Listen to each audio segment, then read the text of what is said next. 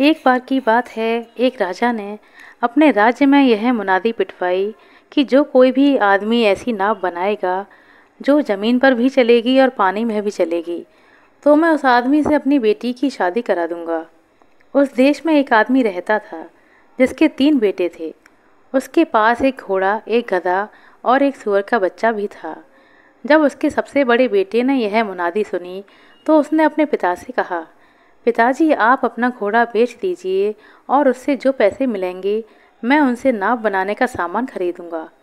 फिर मैं उस सामान से एक ऐसी नाव बनाऊंगा जो ज़मीन और पानी दोनों पर चल सके, और फिर मैं राजकुमारी से शादी कर लूँगा।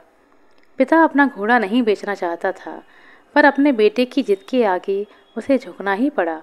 घर में शांति बनाए रखने के लिए उसने अपना घोड़ा बेच दिया और उस पैसे से उसके लिए नाव बनाने के सामान औजार खरीद दिए।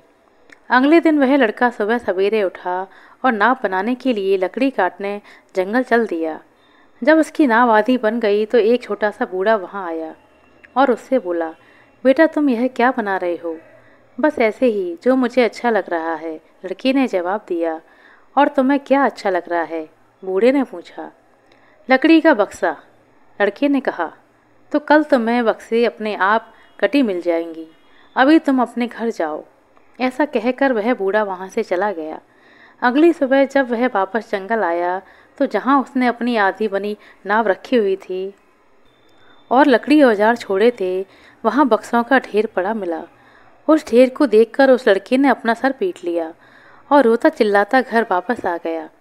घर आकर उसने अपने पिता को सब बात बताई तो पिता को बहुत बुरा लगा। उसने तो अपने बेटे की खुशी के लिए अपना घोड़ा बेचा था, पर अब उसका मन अपने बेटे की गर्दन मरोड़ने का कर रहा था। 2-3 हफ्ते के बाद उसके बीच वाले लड़के को अपनी किस्मत आजमाने की सूझी। वह भी नाव बनाना चाहता था। उसने अपने पिता से उसका गधा बेचने के लिए कहा ताकि वह उसे बेचकर पैसों से नाव बना सके। हालांकि वह आदमी अपना गधा नहीं बेचना चाहता था, पर अपने दूसरे बेटे की जिद के आगे उसे फिर एक बार झुकना पड़ा और उसने उसके लिए अपना गधा बेच दिया।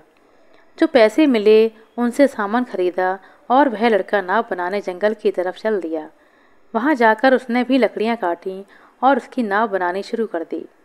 जब उसकी नाव भी आधी बन गई तो वही बूढ़ा फिर से उसके पास आया और बोला, बेटा, तुम यह क्या कर रहे हो? बस ऐसे ही, मुझे जो अच्छा लग रहा है, मझले लड़के ने भी यही जवाब दिया।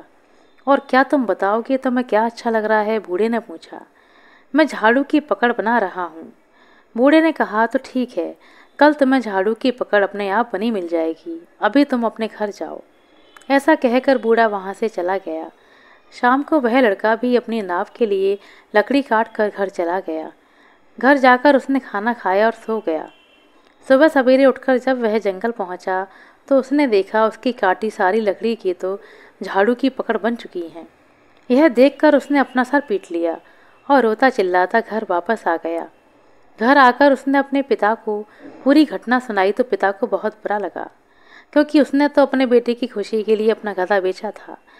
पर एक बार फिर उसका मन कर रहा था कि अपने बेटे की गर्दन मरोड़ दे।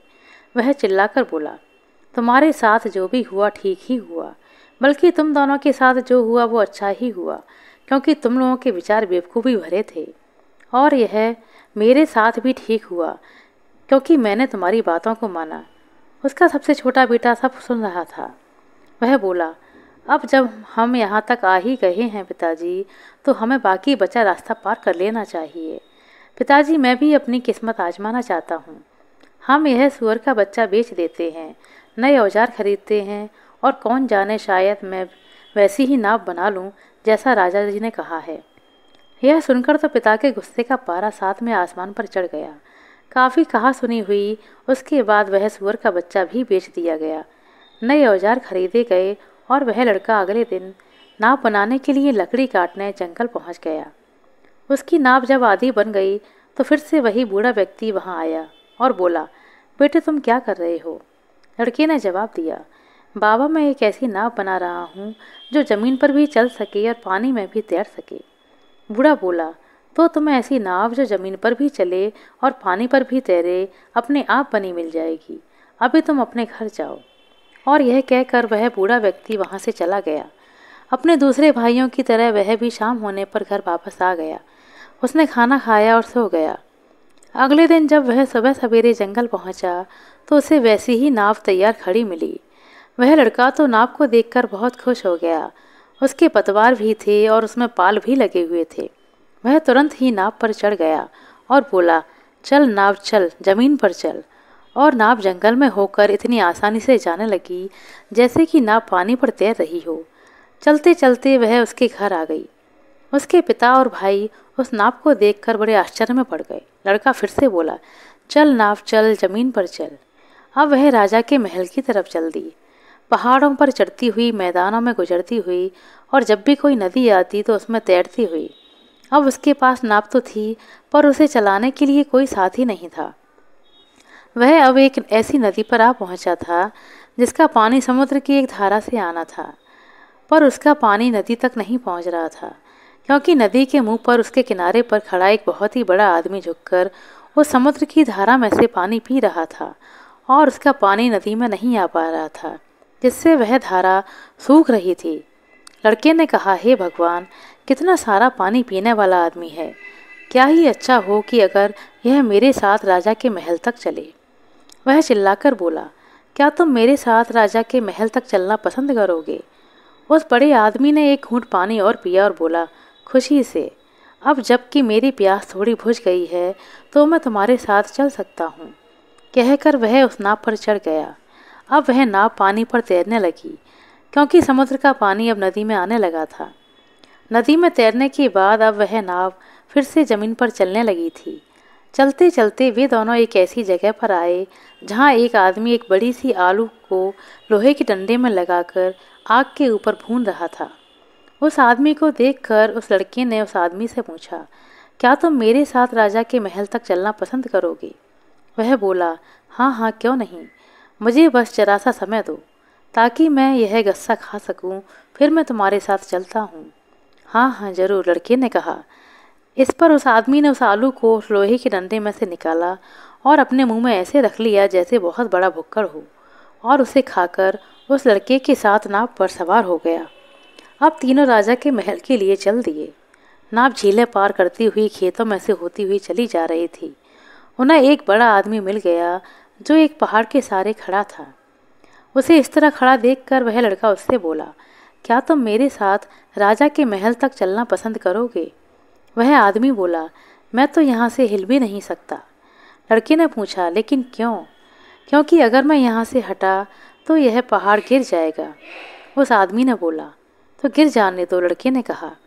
वह आदमी उस पहाड़ को एक हाथ से संभालते हुए उस लड़के की नाव पर कूद कर बैठ गया। पर जैसे ही वह नाव वहाँ से चली, उस आदमी का हाथ उस पहाड़ के नीचे से हट गया और वह पहाड़ एक जोर की आवाज़ के साथ नीचे गिरकर चकनाचूर हो गया। वह नाव फिर से सड़क और पहाड़ियों पर होते हुए राजा के महल की तरफ चल पड़ी और आखिर में राजा के महल के सामने आकर रुक गई। वहाँ जाकर वह लड़का नाव से उतरा। महाराज, यह लीजिए, यह नाव मैंने अपने हाथों से बनाई है। यह ज़मीन और पानी दोनों पर चल सकती है। अब आप अपने वायदे के मुताबिक अपनी बेटी की शादी मुझसे करा दें। राजा उस लड़के को देखकर बहुत दुखी हो गया।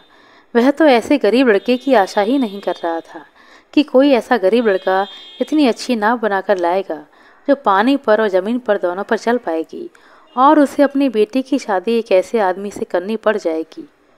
वह यह सब देखकर अपनी मुनादी पर पछताने लगा कि मैंने ऐसी मुनादी पिटवाई ही क्यों।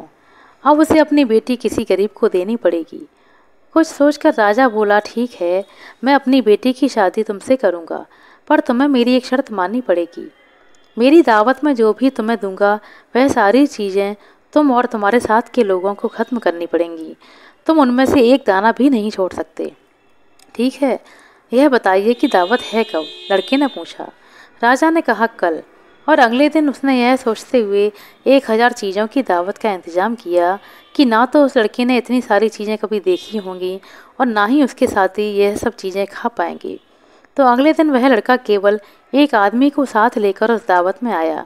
यह वही आदमी था जो भुना हुआ आलू भुक्कड़ की तरह खा रहा था। लेकिन जब सबके खाने का समय आया तो वह आदमी तो बस खाता चला गया, खाता गया, खाता गया।